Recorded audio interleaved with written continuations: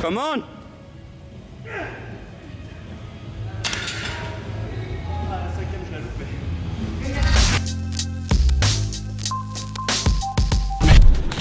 Ok, ladies and gentlemen, j'espère que vous allez bien. Salut à tous, what's up? On se retrouve aujourd'hui pour une nouvelle vidéo. Alors une vidéo un peu, j'allais dire spéciale, mais non. Alors tu as vu aussi depuis pas mal de temps que je fais beaucoup de podcasts et que ça me plaît énormément et que tu vois que j'ai un gros micro juste là et que je vais continuer à l'utiliser pour avoir un meilleur audio, même sur une vidéo type plus orientée YouTube.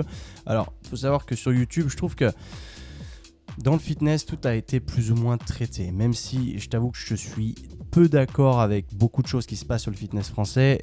Je trouve qu'il y a quand même déjà beaucoup de ressources, déjà beaucoup de choses sur YouTube et je me suis aperçu aussi qu'il y avait un peu trop de... Enfin, trop, non, ce serait jugé, mais YouTube est quand même concentré vachement sur le divertissement. Ça ne m'intéresse pas, clairement, je préfère faire du pédagogique, quelque chose qui soit utile et que tu puisses en ressortir quelque chose d'applicable dans ta vie de tous les jours et que ça t'apporte des bénéfices. Voilà pourquoi. Mais là, on m'a demandé pas mal de fois du coup de sortir une nouvelle série, une nouvelle séance RAW. Quand je dis RAW, ça veut dire brut. Une de mes séances, du coup une séance full body que je fais en ce moment, qui est d'ailleurs dans le nouveau cycle du Playbook, la Playbook Academy que j'ai actualisé, donc je suis en train de rajouter un max de contenu là-dessus. D'ailleurs au passage, si ça te branche, j'ai fait une série de 5 vidéos gratos que tu retrouveras en premier lien dans la description, qui te permet de commencer ta transformation, de maîtriser les fondations, les bases et de pouvoir potentiellement faire ton propre programme tout seul. Donc c'est vraiment cool, ça t'apprend aussi les bases de la nutrition. Donc n'hésite surtout pas à souscrire à ça, c'est gratuit complètement, c'est juste en dessous. Donc voilà, c'était l'aparté. J'essaie de parler un peu vite parce que, comme tu as pu voir sur mes podcasts durent à peu près 40 minutes l'un. N'en déplaise, ça marche plutôt bien quand les gens écoutent juste à l'audio. Moi, clairement, sur YouTube, j'ai vu mes vues tomber complètement. Quelque part, j'ai envie de te dire, je m'en fous parce que je le fais. J'essaie de me dire que je fais les choses pour les bonnes raisons et je le fais pas pour les vues. Parce que si je devais faire les choses pour les vues, je ferais du putaclic et ça ne m'intéresse pas. Clairement, j'essaie d'être utile, entre guillemets. En tout cas, c'est plus ce qui me botte. Donc voilà, j'essaie de répondre aujourd'hui à ce qu'on m'a demandé. Donc un truc qui peut être plutôt pas mal. Du coup, je suis allé au gym, je me suis filmé, je me suis dit que partager une de ces séances types, ça pourrait être bénéfique à un sacré paquet d'entre vous, comprendre comment je m'entraîne, pourquoi je m'entraîne comme ça et d'appliquer cette séance en question à toi, la répliquer peut-être 1 à 2 fois par semaine en complément d'autres choses et ça devrait vraiment t'éclater. Alors ce que je vais faire là, c'est que j'ai filmé en fait toutes mes séries et ça dépend pour quel type de format, mais tu sais que moi j'adore le reverse pyramid training qui est un format extrêmement bénéfique sur l'hypertrophie et le gain de force, qui est d'autant plus très fun à utiliser et qui en plus va à la recherche de la performance, quelque chose que vraiment j'adore. Et en fait, c'est pour moi le principe le plus fun à taper, le plus cool, c'est lui qui permet d'avoir des super résultats. Et du coup, dans toutes mes séances, quasiment, il y en a 2 exercices qui sont exécutés de façon reverse pyramid training. Alors ça, ce que je veux dire là-dedans, le reverse pyramid training, je l'ai déjà expliqué.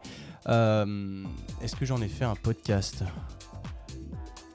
Je sais même plus, mais j'en ai parlé beaucoup de ce truc. Si, j'en ai parlé d'ailleurs. Va checker dans un de mes podcasts. Et si, je crois que c'est l'épisode numéro 10, si je dis pas de conneries.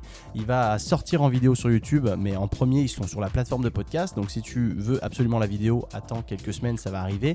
Sinon, c'est déjà là-bas. Bref, le reverse pyramid training, je t'en fais un rapide overview, parce que sinon, cette vidéo va durer 40 minutes et c'est vraiment pas le but. Et, en fait, le reverse pyramid training, moi j'adore m'entraîner déjà en full body parce que je l'ai déjà dit pas mal de fois. Et pour moi, s'entraîner en split, ça m'ennuie, c'est chiant. J'ai pas l'impression d'avoir fait une réelle séance que d'avoir stimulé 2 muscles. Je suis désolé, mais quand tu vas pratiquer un sport, bah tu fais pas travailler qu'un seul ou 2 muscles. Donc pour moi, ça n'a aucun intérêt. C'est juste pour faire de l'esthétique pure et dure, de l'apparence, et ça ne m'intéresse pas.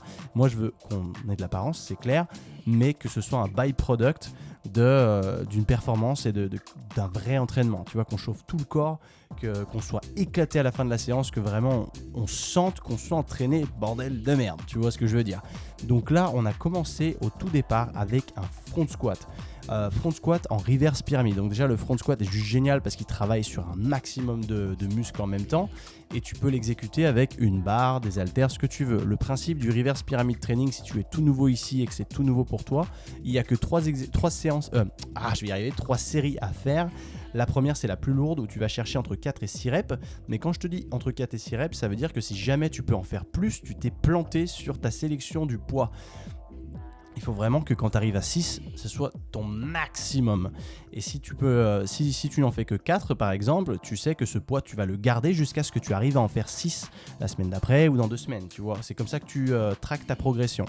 Et donc le but, c'est de faire entre 4 et 6 reps. Dès que tu atteins la fourchette haute, tu montes de poids la semaine d'après ou la prochaine fois que tu fais l'exercice en question sur le même format.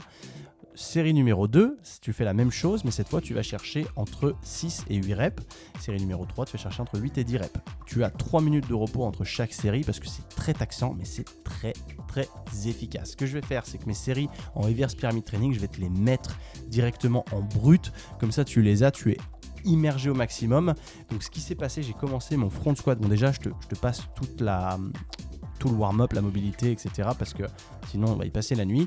Mais tu sais que maintenant, si tu as été assidu à mes vidéos, tu sais à quel point il faut s'échauffer, c'est très très important. Mais je t'avoue qu'aussi là en ce moment je vis à Valencia, le gym il fait 50 degrés à l'intérieur, c'est incroyable, il fait vraiment trop chaud mec. Mais au moins, bah tu transpires plus. Voilà. Mais ce qui est chiant, je t'avoue, avec tout ça, c'est que tu fatigues aussi vachement plus vite et c'est chiant. Bref, alors ma première série au front squat, j'ai mis 110 kg. Donc ça fait, j'ai perdu pas mal de force, surtout post-confinement. Avant, je squattais plus que ça. Mais on n'est pas là pour faire un concours de beats. On est là pour progresser chacun de notre côté et on ne se compare pas aux autres. J'ai fait un front squat et j'ai fait 4 répétitions. Je te mets le clip là tout de suite.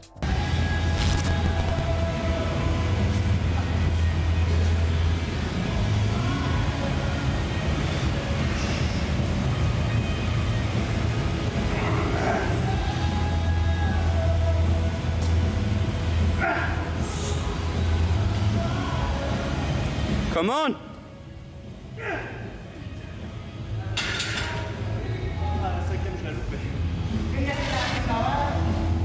De là, j'ai réussi mes 4 répétitions, donc ça a été super dur.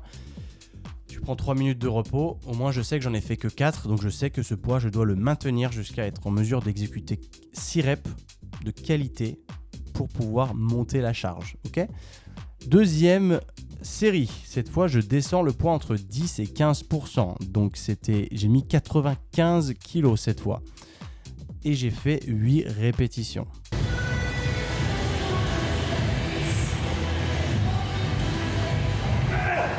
Come on!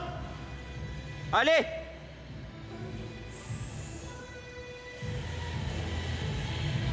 Come on! Allez! Allez, allez, allez, allez, allez!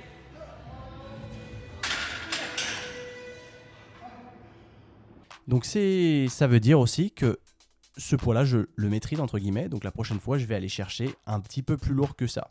Troisième série cette fois, je baisse les poids à 85 kg et je refais la même chose et j'ai fait 10 reps cette fois.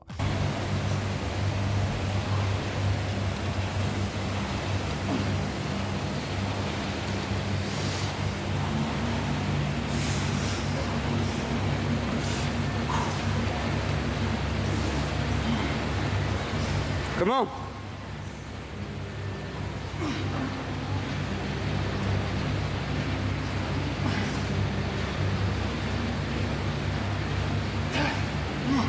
Allez!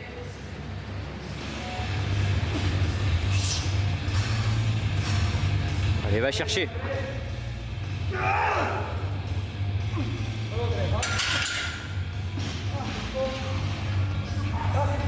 J'ai passé mes 10 reps. Et je t'avoue que les séries les plus longues, c'est pas trop mon kiff. C'est ça que je trouve le plus difficile parce que c'est de l'endurance et il fait très chaud. Donc rapidement, tu as la tête qui tourne et c'est vraiment pas évident. Mais ça a été mon premier exercice. Alors dans ma séance, en ce moment, je mets à peu près 5 exercices à chaque fois. Pas plus que ça, pas moins. Et je mets entre 3 et 4 séries par exercice. Donc quand c'est du reverse pyramid training, quand ça va être très taxant, ça va chercher dans le système nerveux, je vais généralement n'en prendre que 3 et 4 quand c'est plus du volume, quand il y a plus de répétitions, 7 reps, tu vois. Faut simplement accumuler du volume, j'allais dire du volume alimentaire. Le mec part en vrille. Deuxième exercice, Romanian deadlift. Donc c'est un exercice à prédominance jambes, ischio, mais l'avantage c'est que c'est un exercice, donc polyarticulaire, qui travaille aussi tout le corps, dont ton gainage tronc, ton gainage de la ceinture scapulaire, ceinture lombaire. C'est juste génial mec. Si tu fais pas cet exercice, je te conseille impérativement de le faire. Et cette fois, ce que je faisais, c'est que je visais à peu près entre 8 et 10 reps. Donc on était sur des répétitions, des tranches de répétition un peu plus hautes, avec un contrôle. C'était essentiel là-dessus, parce que c'est un exercice où tu vas aller stretcher, étirer tes ischios. Il faut pas y aller comme un bourrin, il faut essayer de faire ça correctement. Donc là, tu choisis ton poids. Et j'ai fait, alors celui-là, j'ai fait 3 séries. J'ai fait, sachant que quand je dis 3 séries, ça veut dire 3 séries effectives. Ça veut dire que tu es en droit. Et je te conseille même de faire une série avant, d'entre guillemets de chauffe, mais surtout pour sélectionner le poids. Parce que sache que ton poids, c'est important de bien savoir le sélectionner, parce que chaque jour, tu n'auras pas les mêmes niveaux d'énergie. Et il se peut que certaines journées, tu te sentes mal et que le poids soit pas aligné, et que ce soit trop lourd, ou inversement, que tu te sentes très bien et que le poids soit trop léger et que du coup, tes séries ne soient plus aussi efficaces. Donc, c'est bien d'avoir une petite série rapide juste avant, avec un poids un peu plus léger pour voir comment tu te sens, comment ton corps se sent, parce que c'est important d'écouter son corps et de voir si tu es en mesure d'effectuer des reps de qualité avec des poids un peu plus lourds. Ok ? Donc là, c'était pareil, c'était 3 séries effectives, entre 8 et 10 répétitions. Alors là, l'avantage, c'est que je vais pas te mettre toutes les séries parce que ce serait débile. Je préfère te mettre mes séries effective de reverse pyramide training, où là vraiment le poids change, les répétitions changent, et comme ça te permet de voir comment je me sens et comment il faut en chier sur ces séries là, parce que ces séries de force à la recherche de la performance, elles doivent être très très taxantes. C'est là où tu dois en chier vraiment, et c'est là où j'insiste vachement, et parce que je vois trop de programmes en ligne où c'est genre s'entraîner moins longtemps, machin, etc. Ça promet du rêve, mais moi au contraire, je te donne la vérité, c'est qu'il faut en chier. Il faut en chier, et quand tu en chies, tu verras que tu te sentiras vachement mieux, que tu progresseras vachement mieux. Donc là, tu fais tes 3 séries entre 8 et 10 reps, tranquille. Enfin, tranquille, il faut que tu en chies encore une fois, mais voilà.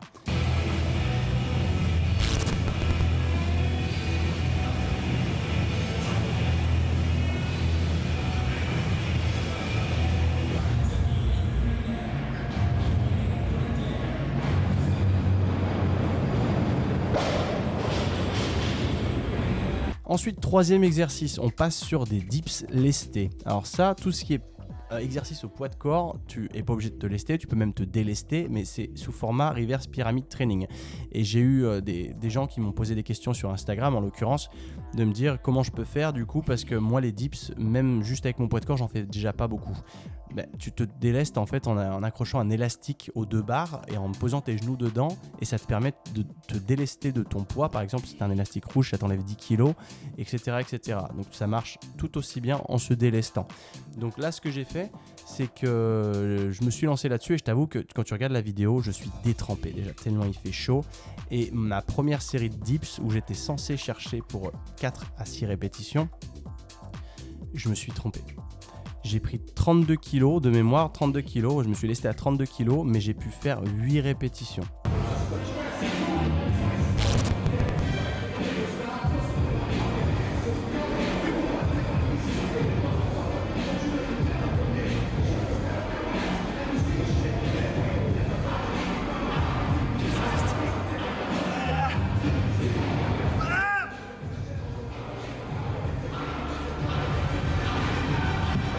Donc là, c'est l'exemple concret comme quoi je me suis trompé.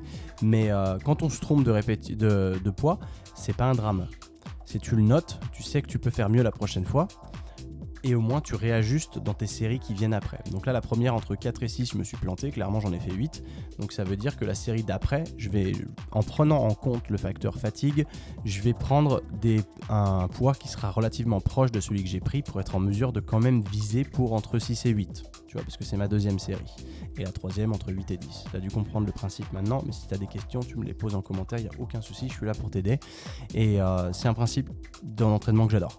Parce que déjà, tu te pousses au-delà de ta zone de confort, tu vas vraiment chercher loin, et c'est un truc que j'adore. C'est juste génial. Donc là, mes 3 séries, j'ai fait comme ça. Donc, je vais te montrer les clips. 8 reps sur la première, je me suis trompé. La deuxième, je me suis lesté à 28 kg.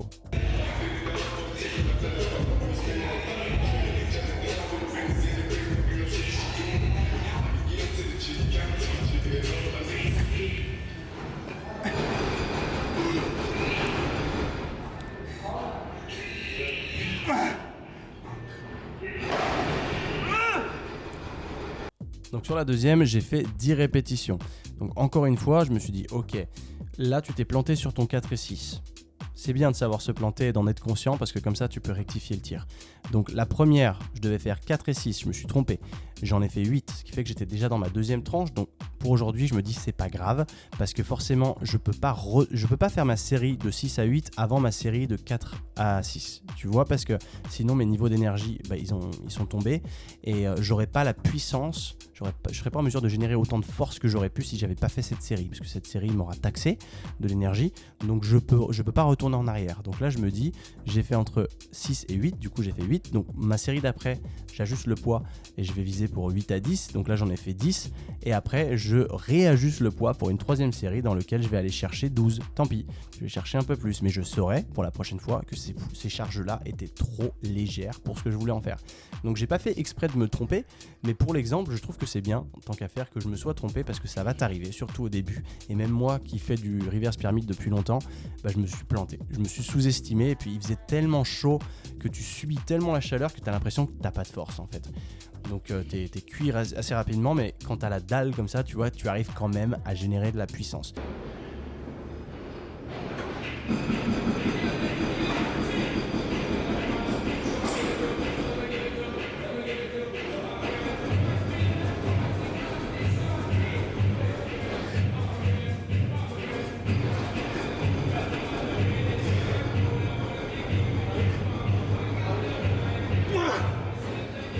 Donc voilà, on a passé nos 3 exercices principaux les plus taxants. Sachant que tu vois, tu fais ça, tu fais maximum de 2 exercices par séance en reverse pyramid training parce que si jamais tu en fais plus, elles seront pas aussi efficaces parce que tu auras déjà consommé tellement d'énergie, tellement de force, ton système nerveux sera déjà cramé que tu seras pas aussi efficace sur le reste. Donc ça sert à rien. À partir de là, une fois que tu as fait 3 exercices très lourds entre guillemets, très taxants, tu vas chercher de l'exercice qu'on appelle accessoire, donc qui peut être toujours polyarticulaire, je préfère, mais qui va aller chercher beaucoup plus de reps avec des charges beaucoup plus basses, qu'on appelle en basse intensité en l'occurrence. Il ne faut pas tout mélanger. Il y a des gens qui pensent que quand un entraînement est intense, c'est que tu auras beaucoup transpiré parce que tu auras fait du cardio et des burpees. C'est pas le cas. L'intensité, c'est de la charge lourde. Lourd, c'est subjectif aussi, c'est pour soi. Putain, faut que j'arrête, je parle trop, c'est incroyable.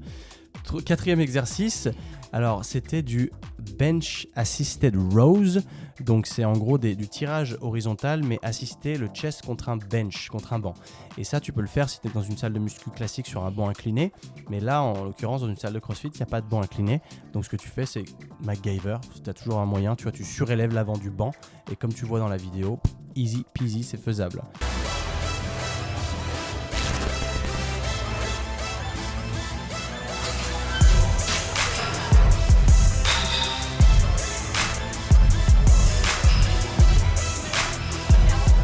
Et là, cette fois, j'allais chercher pour entre 12 et 15 répétitions, toujours pour 3 séries. Alors, ce qui est bien, c'est que tu peux aussi contrôler ton volume. Il n'y a pas de nombre de séries clés ou magiques. C'est en fonction de tes niveaux d'énergie aussi. Il fait très chaud comme ça. Tu vois, au début, je m'étais dit, je vais faire 4 séries sur ça. Au final, j'étais cuit. Après 3, je me suis dit, c'est très bien. Parce que si jamais tu vas trop loin, après, tu récupères mal et potentiellement la prochaine séance tu vas te faire mal. Il faut aussi écouter son corps, c'est très important. Donc là j'ai fait 3 séries d'entre 12 et 15, ça m'a bien cramé. Et là quand tu vas chercher ce genre de tempo, alors la séance en entière je vais te la mettre en description parce que sinon je sens que je me perds dans les nombres. Quand tu vas chercher de la basse intensité, tu vas aussi réduire vachement ton temps de repos. Ce qui fait que là je ne comptais qu'une seule minute entre chaque série. Alors que sur du reverse pyramid training il y avait 3 minutes entre chaque. Tu vois, pareil pour le deadlift, il y en avait moins, il y avait à peu près 2 minutes, 1 minute 30, 2 minutes, parce que c'est des exercices qui sont taxants et qui demandent que tu récupères correctement. Et je te conseille de contrôler ton temps de repos parce qu'on a tendance à sous-estimer à quel point parfois on se balade et on ne regarde pas le temps passer. Parfois il se passe 5 minutes entre 2 séries et du coup t'es plus optimal. Ok ? Donc là tu vas la jouer comme ça, tu fais tes 3 séries. Tu verras que vraiment à la fin c'est les courbatures, que les pires que j'ai eu c'est avec cet exercice là, mine de rien. Mais c'est un très bon exercice pour postural en l'occurrence. Donc le deadlift est aussi un super exercice postural qui permet de maintenir tes scapulas, tes omoplates en arrière et ainsi avoir une bonne posture pour éviter d'avoir les pecs trop tendus et ramener les épaules en avant et potentiellement te blesser. Et ça, c'est pareil parce que tu es vraiment calé et quand tu montes, tu squeezes avant en arrière et tu verras que le lendemain, tu auras des super courbatures. Est-ce que cet exercice marche super bien? Donc, c'est important d'avoir toujours des exercices entre guillemets posturaux dans tes séances. Et là, cette séance-là, donc c'est toujours du full body que je fais, mais elles sont toutes différentes à chaque fois. Donc là, celle-là, tu as vu, il y avait pas mal de jambes dès le départ. Ça ne veut pas dire que celle de demain, ce sera la même chose. Ok, j'intervertis généralement, je joue avec 3 séances full body dans la semaine avec lesquelles je joue. Et là, donc on a fait par exemple le front squat comme tu voyais. Tu dois aussi, posturalement, c'est important parce que tu dois être en mesure de rester les coudes le plus haut possible parce que tu vois qu'à la fin, sur mes dernières reps, elles sont dégueulasses et j'ai mon haut du dos qui commence à s'arrondir et ça, c'est pas opti. Donc avec le temps, plus tu deviens bon et plus tu arrives à ouvrir ta cage thoracique, à avoir une belle posture, un beau gainage et te faire des répétitions qui sont irréprochables.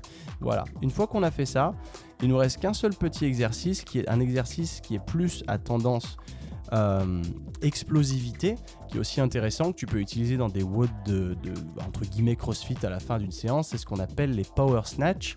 Donc le Power Snatch, c'est un exercice à base d'haltérophilie, mais tu peux le faire, moi je le fais dans la vidéo, unilatéralement avec une haltère.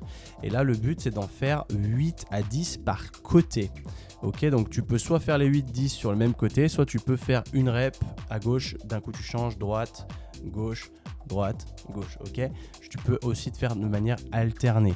Et ça va aller taper dans ton cardio et c'est pas mal parce que c'est un exercice d'explosivité qui travaille aussi tout le corps. Tu vas voir que tu démarres du sol comme d'un deadlift, en fait, un soulevé de terre, et tu exploses, donc tu sautes vers le haut, tu contractes les fesses, il y a vraiment toute ta chaîne postérieure qui rentre en jeu. Tu vas au-dessus de la tête, tu descends, paf, tu lock out, donc ton haut du corps fonctionne aussi. Tout le corps est aussi stimulé et ça c'est trop cool. Et ça c'est pareil, tu me fais 3 séries à la fin.